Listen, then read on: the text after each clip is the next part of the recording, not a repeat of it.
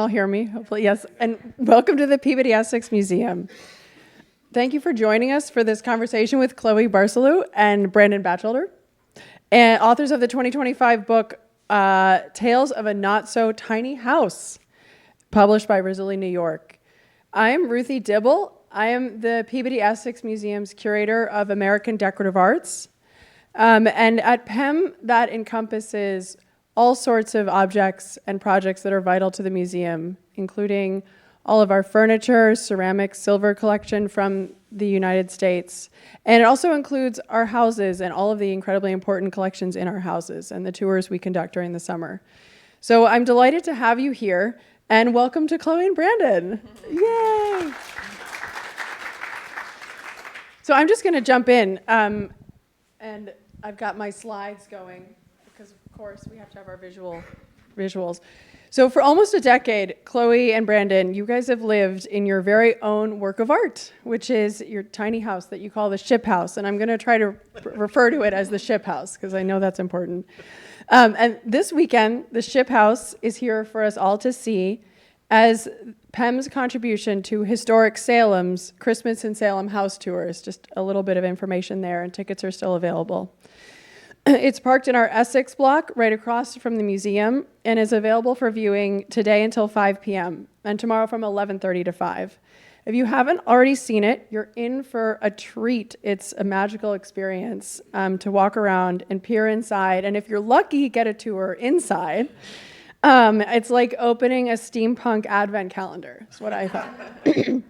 Thank you to Petra Slingard, Elizabeth O'Font, and Tyler Simpson from the PEM staff, and many other members of the PEM team who made our collaboration with Chloe and Brandon and this event possible. Thank you, Chloe and Brandon, for being here. Thank you for having us. Thank you for having us. This is so much fun. And thank you for coming. I don't say it's fun until you hear my hard-hitting questions, Brandon.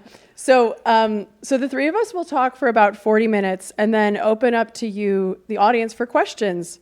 And after our conversation, Chloe and Brandon will be signing their book in the Morse alcove, which is right outside, with copies available for sale. And I really highly recommend this book for yourself or as a holiday gift. It's layered with so much beauty and wisdom and aesthetic inspiration. It's the kind of book you could sit down and open it up any page over many years and again feel your kind of imagination rekindled. Thank you. Well, congratulations on a really beautiful book. So Chloe and Brandon, I have so many questions for you, but to lay the groundwork, I just want to introduce you both in your house. Chloe, you are a creative director, you're a stylist, you're a designer, and you're the fashion editor of New Hampshire Magazine. Mm-hmm. And Brandon is a carpenter and a set designer, and you've worked on significant film sets and theater, as far as I understand. No theater. No yet. Theater, just film. If you know somebody who needs a set, you're there. I'm available. Well, maybe I just think theater because this house is so theatrical. And you're creative and life partners. So this is such a quick recap, but in 2015, it sounds like you were creatively fulfilled in the arts, but stuck in the grind of living paycheck to paycheck, which is familiar to many of us. And it was around that time that you decided to take a big risk and pour as much money as you could from a significant gig into building your house. And it's taken years and is an ongoing work of art. And you call it a ship house because it's about the journey from instability to stability, from renting to owning, from struggle to fulfillment. And I can tell there's a lot more journeying you plan to do. Mm-hmm. And you now run Ship House Productions. You've been covered in the New York Times, on HGTV, your social media sensations, and you've just published this beautiful book. And at the end, I want to touch on your plans for the future, too. So reading the book, the reader gets a sense of how hard you've worked to bring your vision to life.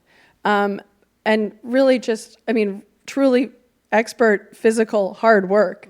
But I also sense there's a lot of writing and reflection, right? Because it's very thoughtful, too. And that suggests to me that you've thought a lot along the way about how you want to share your story. And I wondered, what was the moment that you knew that you wanted to make a book, and what did that feel like?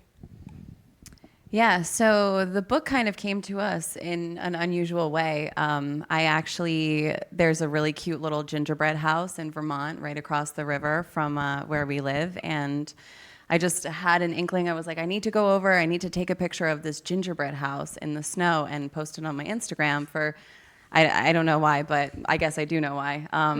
But so Brandon drove me over there on a snowy day, and I got a really great picture, and I posted it. And at the time, my account on Instagram was primarily just a tiny house account, and I was sharing all tiny house stuff.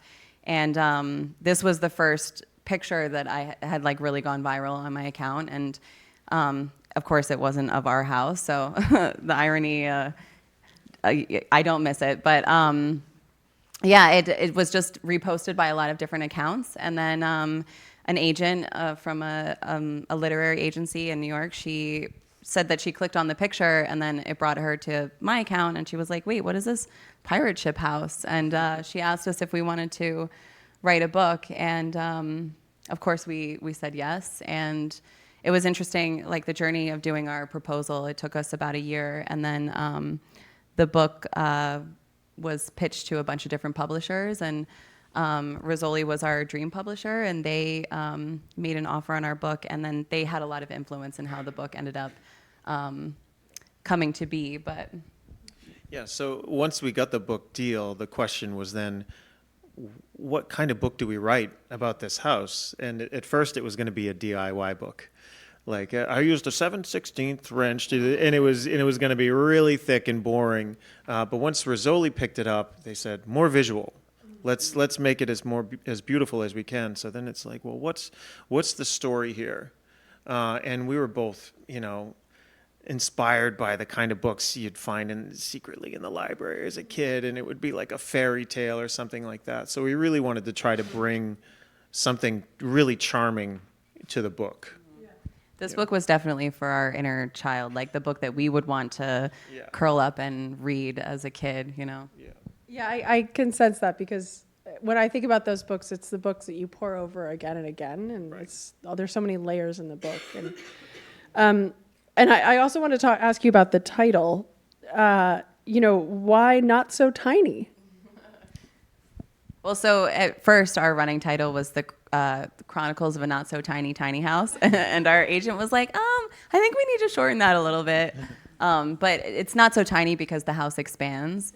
And so it's twice as big when it's parked than when it's on the road. But it's also just a sort of an analogy of our life and like how we've sort of chosen to live. Yeah, one of my favorite things about the house is we've had 10 years to understand how to use space to make it seem like more space, and our favorite compliment when people come in the house is, well, it seems bigger inside than I would have expected. And that's something we're always working. We're always looking for that Harry Potter magic tent moment where you come in and it's way too big, So I think that was a big deal. Yeah, that actually related to one of my other questions for you, which is, I don't know if anybody else in the audience has their like YouTube algorithm has figured out that they like home interior videos, but one I get all the time is Never Too Small. And it's like tours of tiny homes, and it's like 95% of them are really minimalist. And I'm so struck by your aesthetic choice to go the opposite. And you have this moment in the book where you say, I'm going the wrong way here, sorry. I just want to pull up this quote. You say the house never looked smaller than when it was completely empty. And I'm wondering how does having all of your possessions make the house feel bigger? And this visual layering that you've created. So that's the trick. I mean, if you take a room and it's completely white and empty, there's nothing for your eye to measure. And when the house is empty, that's how it is. It's white walls and it feels very small. One of the things that we've learned about creating a sense of an illusion of size is judiciously placing things in lots of places that take time for your mind to process as you're looking through the room.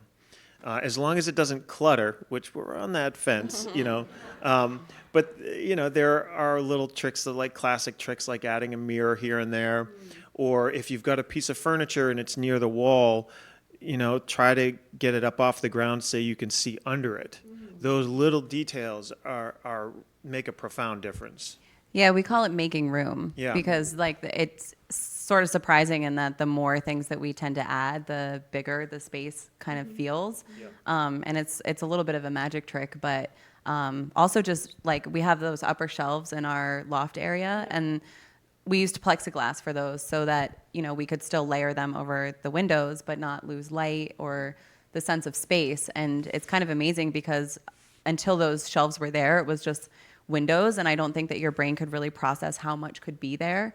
And then when the shelves, we ended up putting those in, it was like, wow, we have all this extra space here that that wasn't utilized before. So Yeah, and I also think that when you read the book, you'll see that so many of the things that you have in the house, you have a story behind, either because you picked it out in a special place or a special time, or because you constructed it or pieced it together. And I also get the sense that the fact that so many of the things that you have are attached to such rich memories also creates a more expansive space, because you're looking around and just imagining all these moments in your life versus shopping online on my sofa. For Yeah. sure. It's like, I'm sorry. It's like, honestly, we're in the right town because it always feels like casting a spell. Like I could build something from scratch, but it's so much more interesting when it was something previously. Like our ladder and our kitchen counter and a Chloe swing and my toolbox are all made from the wooden fence that used to be on the car hauling trailer that the house is built on.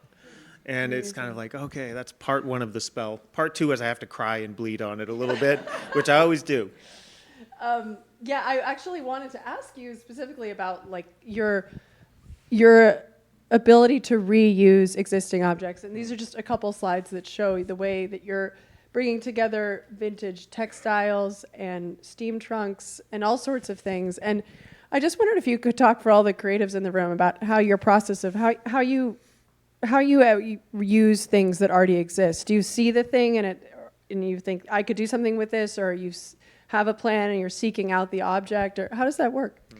Well, I think a lot of this came out of necessity of us like having our own budget constraints and time limitations. And when we first started building the tiny house, we had just gotten our first film gig, and that was exciting because we would have a little chunk of money, and we would have access to a bunch of resources that we didn't really have. And so instead of throwing all this material into the dumpsters, we thought, oh, well, we could reuse this for our tiny house. And so, it saves us money, but it was also just a really good way to be able to reuse found materials. And then as the build progressed, we would find things on the side of the road, or, there was a swap shed at the town that we lived in for a while, that like anything that was too nice to go into the dumpster went to the swap shed, and that was our Saturday morning tradition to get some coffee and go see what was free at the dump. And it's just amazing, like the ability to reuse coming from necessity, but it ended up just sort of being this amazing blessing that there's so much character in the house now. And then there's like a story, like Brandon says, it's like hieroglyphics all over the house, that there's like so much meaning behind the things. Mm-hmm. Do you, what is your relationship dynamic when you see something on the side of the road? Is one of you like, we've got to stop, and the other one's like, please no? Not asking for a friend. I mean, I think we both tend to agree on the things that are worth picking up. Although the other day we were in our storage unit and we were like, why did we get this? Yeah, most of the time we're pretty on board with whatever we like. Every now and again, she'll pick something out, and I'm just like, because I know, because he knows how much work it's going to be to build it in. I'm like, you can do it. And speaking of your process, I wanted to throw up a couple drawings. One is by Chloe, right? This one is by you. Yeah. Yep. And on the right is by Brandon. And I was struck by in the book the drawings, because they're really beautiful, and I feel like they're not just a kind of measurements and information. They're also you projecting what you want your home to look and feel like. And I just wondered if you could talk about how important drawing is to your process, and like where it fits in, and how it helps you imagine not just like getting the job done, but making it really exactly what you want it to be? I mean, I think there's a few steps. Drawing is the second step. The first step is just sitting and thinking, which we both do a lot of. I do a lot when I'm driving and I drive by where I'm supposed to go. We commute a lot too, and it's a great time to just sit there and go, okay, I've got this thing in my mind, and I'll just start to piece it together. But drawing is a great way to visualize what it's going to feel like. I think I can work out some technical issues with it, but in generally looking for what's it going to feel like when this comes together. And I love to draw in 3D. If I was drawing on a blueprint, I wouldn't know what I was seeing. My brain doesn't work that way at all. Yeah. But 3D, I can see it in my head, and then when I put it on paper, I can really see it. And then if I build a model, it's Close Encounters of the Third Kind. You can walk all the way around that mountain to see every side of it. Yeah, that's actually the first thing that we did when we had the idea for the tiny house, and Brandon came up with the ideas for the expandable sides and the roof and the ship's wheel and everything. He made like a miniature 3D model of it, which I think was really helpful in conceptualizing. But we don't often actually get to do drawings of the things that we make, because so many of the things are sourced from like the swap shed and places like that it's mostly just like reconfiguring. But I think it's really nice when we have the opportunity that we know we're going to make something from scratch, and to be able to really visualize it the whole way through. And sometimes Brandon will make SketchUps as well. I was always inspired by Da Vinci's sketches. It always looked like he was having so much fun drawing those flying machines and making the little notes. I love to ask myself questions. I can see questions on the thing, and then it's kind of a way to step outside myself and have a conversation with myself. Yeah, just like normal people do. So in the book, you talk a lot about the importance of slowing down to do things right, and I'm just going to give some examples of what that looks like. It's taking the time to learn how to do something new instead of hiring someone, or a long design phase where you're talking a lot about what you want it to look like, or waiting for the right object or material to work with, or pausing a project until you have more funds, like this reality of homeowning too. It made me think about all the ways in which living in the ship house alters how you spend your time compared to someone who doesn't have that home. And I wondered about, I'm thinking about the holidays and how much the holidays are our opportunity to step out of the flow of work and spend quality time in whatever way that, we each want to, and to kind of take stock of life. And I wondered how the ship house, how living in it has impacted how you spend your time, and kind of what wisdom have you gained from stepping out of the kind of flow of life that comes from, I don't know, paying a giant mortgage or rent.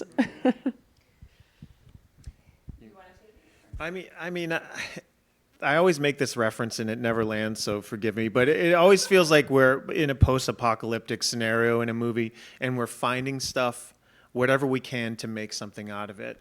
And there's this sort of, in a cheerful way though, it's like, or I think of like Swiss Family Robinson. It's like, okay, what do we have access to right now?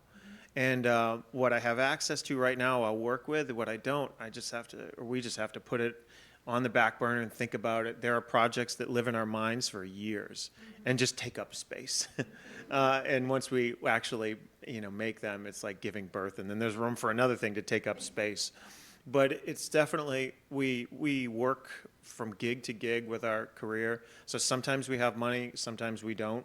We had a lot less money in the beginning. We were very, very broke, and that was very much inspired how we did everything. It was like, we don't have the money. What can we make happen with what we can find?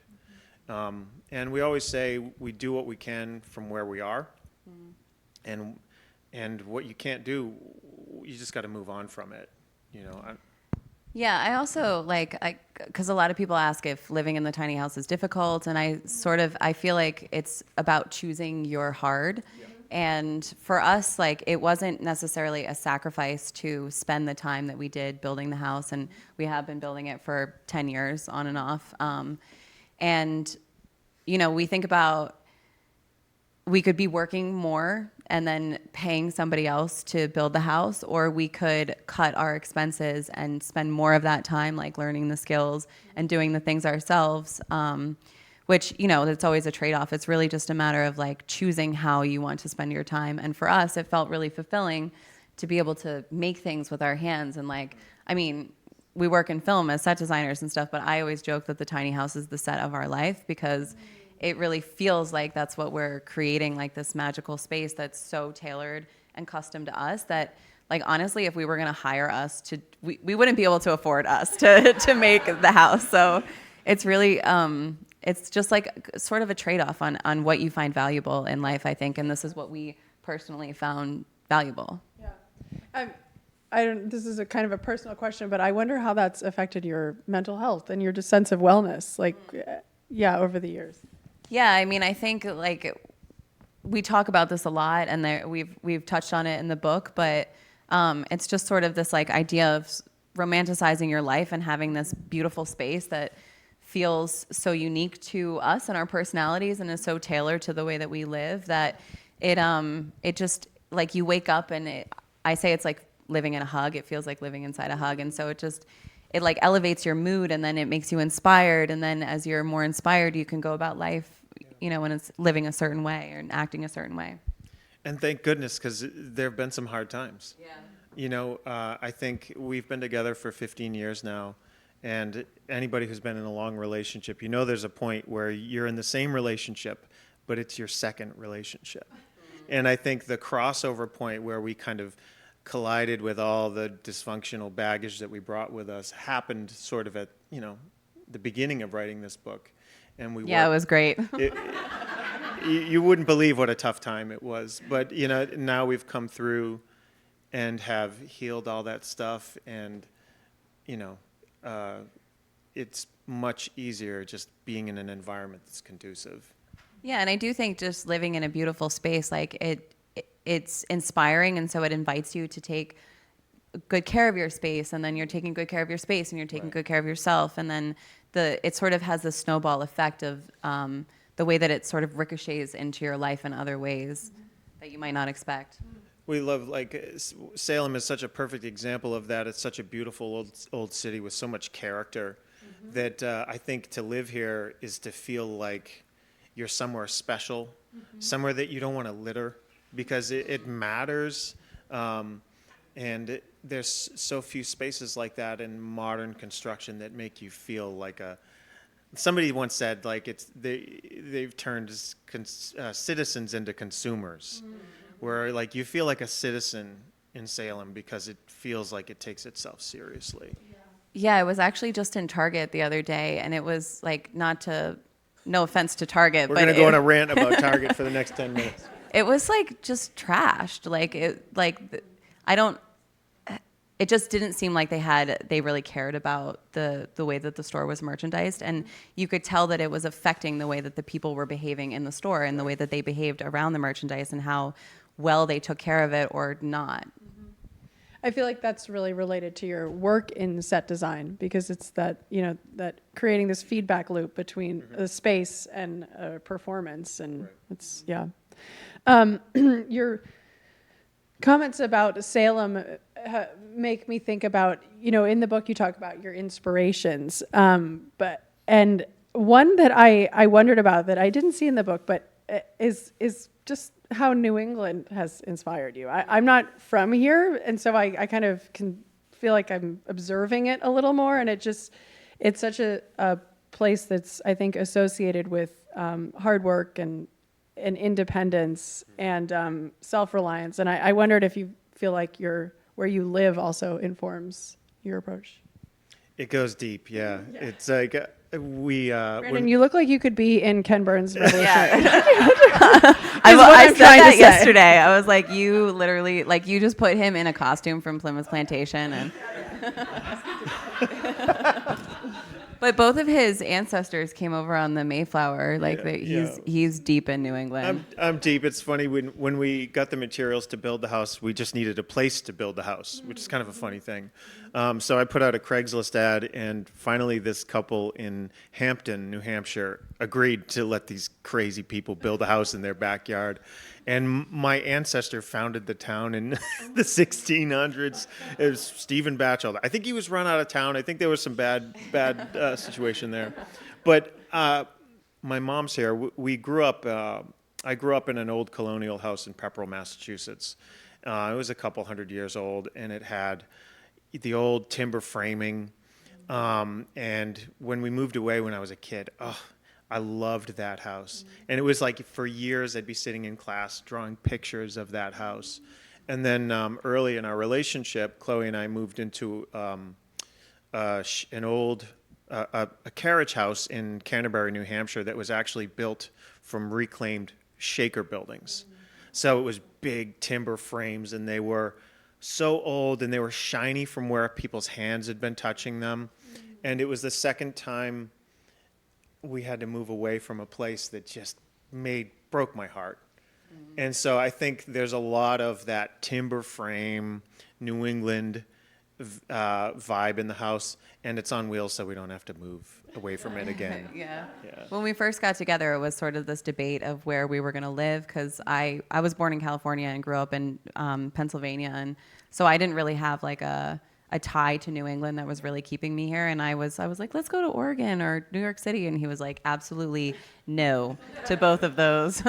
So like having the house on wheels was a little bit of a compromise in that way. But also to speak to living in New England, I've lived here 16 years now. So I feel I could consider myself a New Englander. And it's just like, we really wanted to incorporate that into our book because living in a small space, like we get out a lot, and so much of our lifestyle is about incorporating hikes and farmers markets and flea markets and other like third spaces into our life. Like we met at a coffee shop, and that's still our tradition to like go get a cup of coffee. And I think it was important to like show people that tiny houses didn't necessarily have to be contained to just a small space, that you can live like a very vibrant and exciting life, just incorporating like the natural and, the activities in New England, which make it's so great, like being here in Salem, I think. And there are not a lot of tiny houses up this far north, so it's nice to represent, like, you can do this up here. Yeah. Oh, are there more in like warmer climes? Yeah. Okay.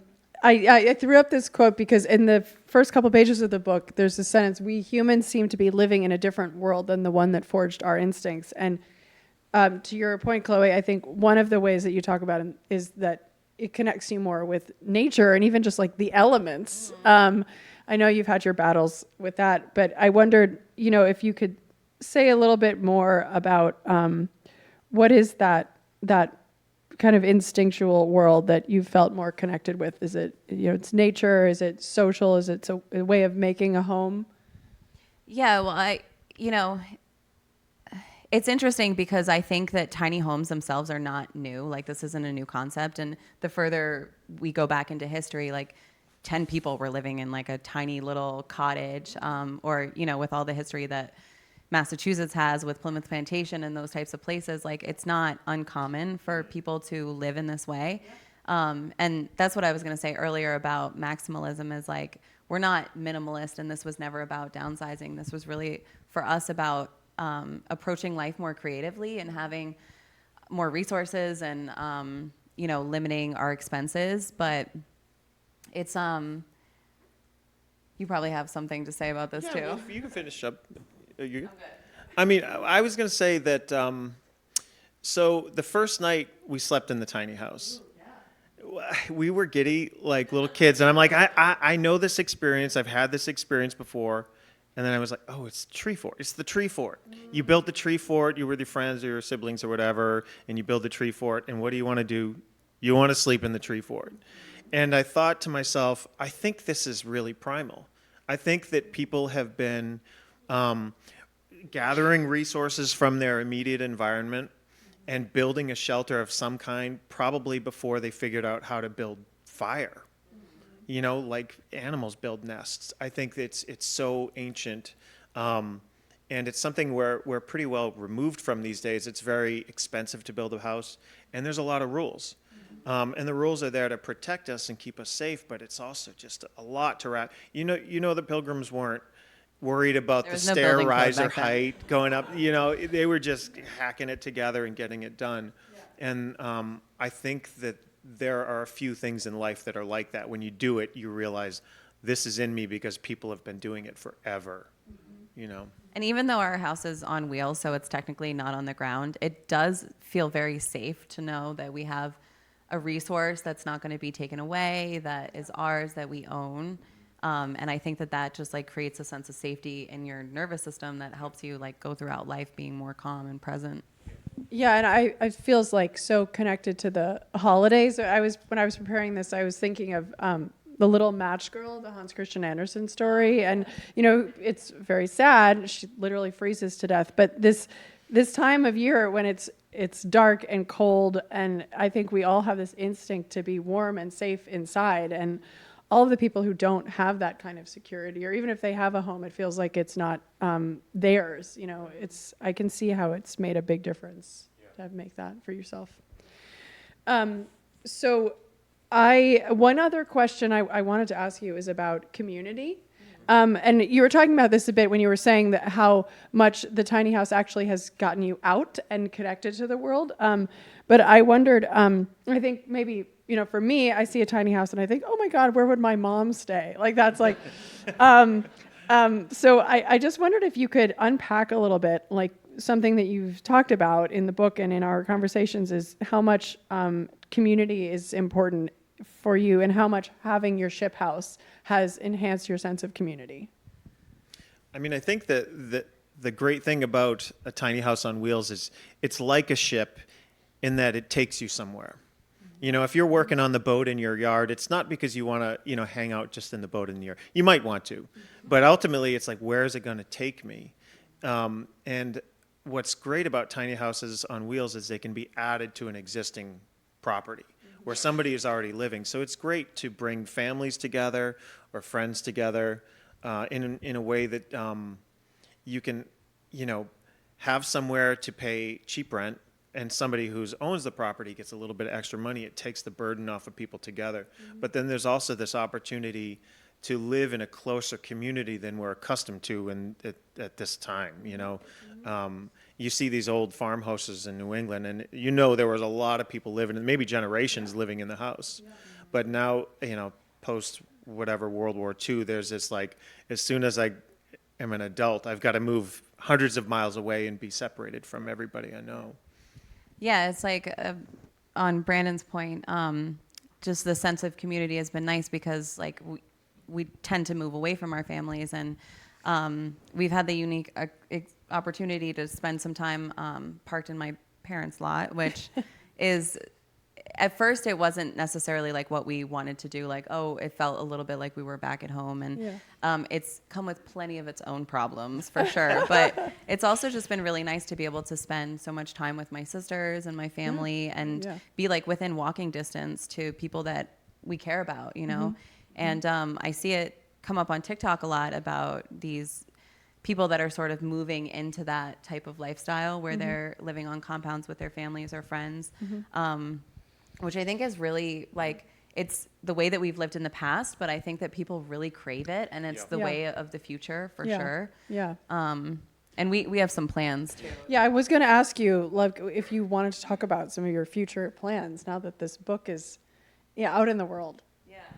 There's a few. I just want to add one thing on that, and I was going to say that if there's one thing you learn in a long-term relationship, it's that one person is not enough to meet all your needs, and if you try to make one person meet all your needs, it's just not. You need that other person who likes to talk about the other thing you like to talk about sometimes to make you feel satiated. I'm not going to talk about Spaceballs and with Chloe. He does, though. I really try. But yeah, 10 years ago when we started to build the tiny house, it was like, oh, this is great. It's going to be so simple. We'll have a house on wheels and we can take it anywhere. But then the question becomes, where can I take it? And how do I find that place? So a lot of people with tiny houses out there now have them and don't know where to put them. And it's kind of ripe for something new to happen with this whole housing crisis cost.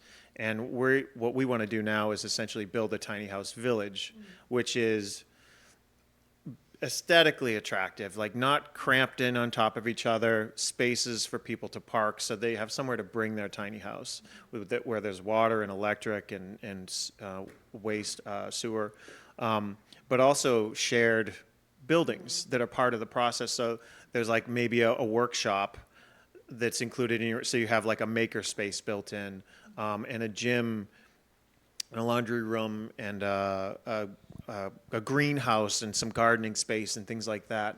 And these might be things that if you wanted to have your own property, they would be hard to pay for, to have all these really interesting, an outdoor theater, et cetera. But when everybody gets together, they pay a cheaper rent, and then they get to share in these sort of luxurious amenities together, but also live in a community where you know everybody there. If somebody's got kids, they can ride their bike around like I did when I was a kid, and you know it's a safe place to be. Yeah, actually, when I used to live in Wisconsin, and there were these like wonderful like vacation RV parks where and it was like a utopia. There's like kids cycling around, there's like pools and just different things to do, and it wasn't an expensive way to spend a couple of weeks. So yeah. Sure. Yeah. And it's just like having access to all of that. Like you have your space to live, but then you have access to a community garden or a pool or a gym. And it just like, it creates such a fine quality of life, like on your day-to-day lifestyle. It's like you get to live in this really sort of amazing, extravagant way for like a really affordable price. Yeah, and in nature too. Exactly, yeah. We want to do trails and all kinds of stuff. Okay, well, so I have one last question for you, and then I want you to tell us where we can find you online. But my last question is holiday themed. What are your like Christmas traditions? How do you celebrate the Ship House around Christmas? Like a character in a downtrodden character in a Charles Dickens novel is generally how it goes. It depends on the year.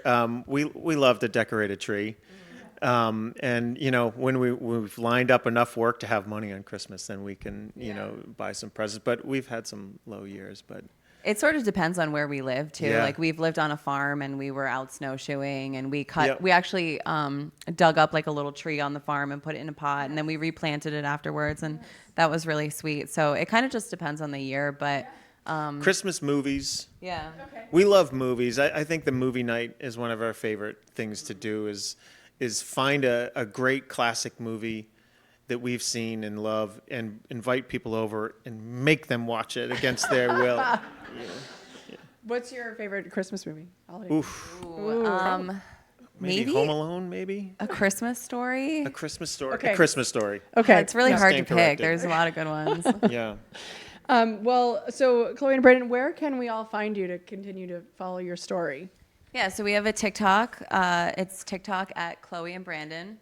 And then we also have an Instagram, which is Ship House Productions. Ship House Productions. Okay, great. And now we're going to take questions from the audience. And of course, afterwards, there's the book signing outside. And then beyond that, the house. So questions? I have a microphone here too, so I'm going to come down so we can hear everyone. But as I'm walking, I'm going to take advantage to just say, thank you, because I feel like the intimacy of what you're sharing with everyone, which is your home, your world, is a really beautiful thing. So thank you very much. Yeah, thank you. I see that you have it tethered to the ground. In the snow picture? Yeah. So we lived on a farm at the time in the middle of an open field, and the ground was very soft. And in the wintertime in particular, or any time in the year when there were storms, the wind would shake the house. So we put these shearing straps down from the top, and that solved the problem. Of course, now we have a new idea for how we're going to do we want lightning rods to come up from the roof. Because that was the other thing in the middle of a storm. We would sit there in the middle of the house and feel like, ooh, I hope we don't get exploded by lightning. So we're going to run lightning rods and we're going to trail the wire down on the guy wires. I just wanted to know if you had to deal with inspections and permits and how Yeah. you're connected to the grid, so to speak.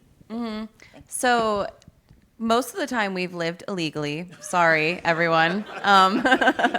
And you just have to sort of like fly a little bit under the radar. But now that tiny homes are becoming more popular and with the housing crisis and stuff, they are making them legal. And so I think Massachusetts actually just passed a law that you can have a tiny house in a backyard as long as it's connected to a real house. And they call it accessory dwelling units. But interesting, we've been trying to get our house registered since earlier this summer, and it's just like one thing after another that we've had to reschedule our inspection. So I don't have an exact answer for you, but next week we actually have to take our tiny house to the inspection station, where like right now it's like the VIN number for our trailer and everything is classified just as a trailer. But Still a car hauling trailer, car hauling technically. trailer, yeah. So they will reclassify it as a homemade camper, and then we'll get like a registration for it and a license plate. And it'll be interesting to see if they pass us the first time or not. They might make us go home and change some things, so we'll see about that. Yeah, God knows what they'll think. It'll be entertaining. But I will say, this house is an experiment for us, and we just wanted to create it and then see what happened. Like, it's kind of, if we had gone to the DMV first and said, what can we do? I think it would have been really limited, and they wouldn't have known necessarily what we could do. Sometimes it's nice to just build it and show somebody and say, okay, what do you like? What don't you like? Yeah, and I think it's a little bit to our favor in that there aren't a whole lot of laws regarding tiny houses right now, and how they're classified. So hopefully we'll be able to There will be. skirt in there. How do you drive it around? Do you steer that ship captain thing on the end and set sail, or do you attach it to a car? I wish. That would be really, really cool. Right? So That'd be amazing. the ship's wheel actually hoists the roof. So the ship's wheel is connected to 4 ropes that are connected to 4 block and tackle pulleys set up. So when you turn the wheel, the roof raises up, and that's how the upper section expands. Basically, this is an expanded mode. It collapses on the sides and the top, so it's much smaller when we travel. And it's just a trailer, so we rent a truck from Enterprise and tow it. It's like a big 1-ton truck. And as a reminder, it is set up across the street from the museum behind the Plummer Dalen buildings and Gardner Pingree. So you can see it in person, you can peer in and have an experience as well. We're letting people in a few at a time. We don't usually do that, but it's so cold, so. And we love you all. Yeah. I'll repeat the question. How do you stay warm? So we have heat in the tiny house. Actually, we're in the process of transitioning to a new and improved, very cool Victorian-style parlor stove that uses propane and has a flame and looks really neat. But I haven't installed it yet because I haven't got around to it, and the vent piping is very expensive. So we actually just have 2 of those little electric heaters with oil in them, and they work. They work fine. They just use a lot of electricity, and sometimes we trip a circuit like we did last night. Yeah. No, we're not. We have moved it. When we went to Saratoga, they had us set up at Ben and Jerry's, and we were sleeping Yeah. it. That was very entertaining. We're staying in the Hawthorne right now. Yeah. I think you'd have people knocking on your door. We Yeah, did in Saratoga. It was Yeah. in the vicinity of all the bars, and once they all started getting late, it was hilarious. Somebody came by and was like, "I want to take the caboose home." Any other questions? Oh, we've got one here. Not so much a question, but I just wanted to say I lived in a tiny home that I renovated for 5 years, and I just wanted to say I used your guys' page quite a bit as inspiration. Because much like y'all, I'm not a minimalist. My space was very decked out with very personal knickknacks, so just thank you for the inspiration. Oh, that's Thank so you very meaningful. much. I Thank really you. appreciate that. This has been a learning process for us. We always say we learn by collision. So we share our mistakes as well, hoping that people can benefit from them. Thank you. I had a question about the transition a little more from going from, an apartment or wherever you guys were living at the time to your tiny home. How did you make that transition? Were you like building it out? Did you start, from scratch while you were living somewhere else? And do you have any advice for people just starting out? Yeah, so I actually saw something on Facebook. Like, we had just gotten hired for our first film, and so we knew that we would have a little bit of money, but we also knew that we wanted to work in film, and we were thinking about, being able to travel to work and have that sort of freedom and also cutting our expenses. But I saw this meme on Facebook, and it was basically like comparing a big house with a mortgage to a tiny house with less expenses. And so I just ran downstairs and I was like, Brandon, I have this crazy idea. Like, maybe we should build a tiny house on wheels. And so the idea for it came, I think, really organically because of our life circumstances and what made sense for us then. And then, we ended up moving to Boston, working on this job. We salvaged the materials that we could. And then, I think like when you're on the right path, people and circumstances and things just sort of come out of the woodwork to help you. And I mean, I don't know if that's true for everyone, but that was definitely our experience, where it just felt like the right person was there at the right time to help us along. And so we were offered a place to stay in Boston for free, which was amazing, in exchange for fixing the place up, which we did. And that allowed us to be able to spend so much time and resources in building the tiny house, and which was like 2 hours away though in Hampton. So that was a long drive. But we were picked up for HGTV like right in the beginning of our build. And that like really catapulted us onto this really short timeline, which was great for the reasons that we were able to get so much done in a really short period of time. But I think our story is unique in the way that it happened. But the transition was sort of like once the house was built, for the most part, which we did in the winter under a tarp, it wasn't great. I don't suggest doing it that way. But, we moved into the house, and we joked that it was like living in a wooden tent because there was no plumbing and there was no electricity or any furnishings. And so it was really just a matter of like, okay, we need water first. We need electricity first. So, it was just living in it and then outfitting it as time went on. And then the longer we lived in it, the more we were like, okay, now we can renovate this area because we have more resources. We can invest better materials into the house, but also, we've lived in it and we really understand the space and what it needs and what our needs are. Yeah, the short answer is it was a very messy transition from inception to actually building it. But I think and it happened over a long period of time. Like, it wasn't just one moment that we just like moved in and everything was fine. Like, it was months of working towards that goal. We ran extension cords inside the house for a couple of years before we actually started to install electricity. And then we had water before we had hot water. And we had water in the summertime before we had water in the wintertime. But I think that kind of speaks to the whole point of the book about why we wrote it the way we wrote it, which is more about kind of trying to inspire the creativity in other people rather than tell them how to do it, because everybody's story is going to be different. Everybody's going to have different resources available to them, different skill sets, and all of this has just been moment after moment problem solving, trying to come up with an outside the box solution. You kind of answered her. This is my daughter's question, but she's too shy to ask. That's okay. I'm terrified up here, so it's okay. Well, we lived on a sailboat for 5 years, so she's asking really good questions right now. But you answered them a little bit already. She wants to know if you have solar panels or a generator. Like you talked about electricity, running it into a house or whatever, but she wants to know about your electricity. Not yet. That's in the works. It's on that very long list that we have. We would love to have solar because then it frees us up to where we can go. Then we can go to property anywhere and know that we have electricity. And then if you can access water, then you can pump it in too. That's. But right now we run like a custom Extension cord. Yeah, that Brandon made, and there's like a little. It's really cute. It's like a little plug in the house. Our and you house just plugs in, yeah. Plug it in.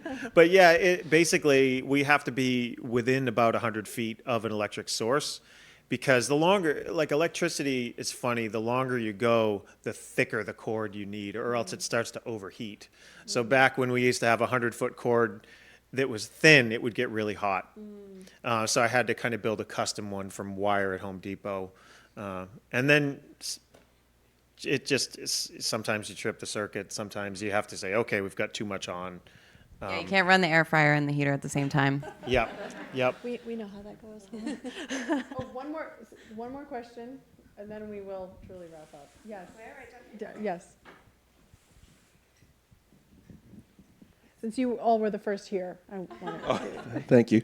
Actually, I don't have a question, Yeah. but just a quick comment. I came here to hear about the tiny house, and it was super interesting.